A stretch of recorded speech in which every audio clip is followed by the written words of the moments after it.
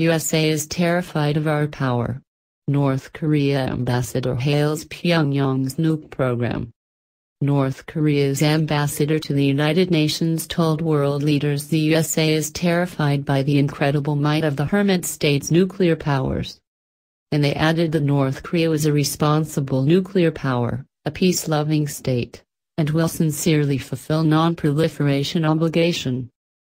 He also claimed Pyongyang has developed an absolutely perfect system to prevent the illegal transfer of nuclear weapons and technology. North Korea has accelerated the pace of its missile program, launching 40 ballistic missiles and conducting 3 nuclear tests over the past 2 years. And today the hermit state ignored a U.S. call for a cessation of weapons testing to allow for talks with Pyongyang on its nuclear program, as he insisted his country would not pose a threat to any state, as long as its interests were not infringed upon. The comments from North Korea's ambassador to the United Nations come after Secretary of State Rex Tillerson on Friday urged North Korea, for the second time this week, to enter negotiations and give up its nuclear weapons. Speaking at the United Nations Security Council in a session called for foreign ministers, Tillerson said the United States asks that any talks be preceded by a sustained cessation of North Korea's threatening behavior. He added, North Korea must turn its way back to the table.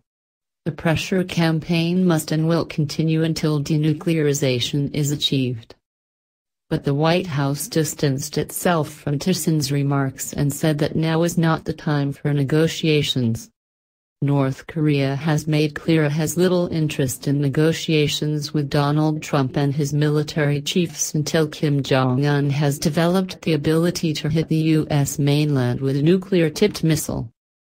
And Ya Song-nam made no mention of Tillerson's call in his speech to the session, which he called a desperate measure plotted by the U.S. being terrified by the incredible might of our republic that has successfully achieved the great historic cause of completing the state nuclear force.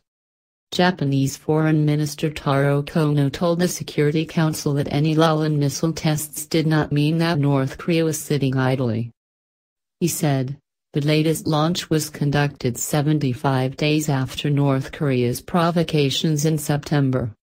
Some optimistic views labeled 75 days of silence as a positive signal. However, the missile launch in November made it clear that North Korea was continuing to relentlessly develop its nuclear and missile programs even while they were seemingly silent.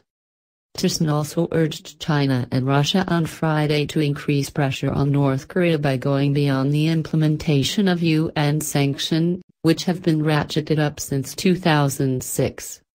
China, in return, urged an immediate end to rhetoric and actions that are unfavorable to denuclearization on the Korean peninsula, while Russian Ambassador Vasily Nebenzia warned of the danger of war over North Korea, saying, one ill-thought-out or misinterpreted step could lead to lamentable consequences.